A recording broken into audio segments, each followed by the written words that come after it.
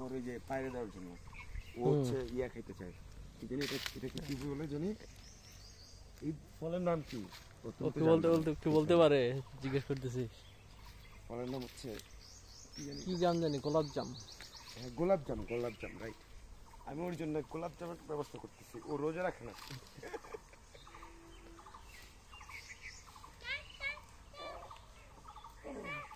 এটা হ্যাঁ ও তো খুশি হয়ে গেছে দেখো এই যে এটা দিলেই খুশি তুমি শিওর হাসতেছে দেখো ওটা দেখো উপর থেকে একটা ছবি তুলে তারা পুরো ভালো লাগতেছে দাঁত গুলো রাইতো পড়লো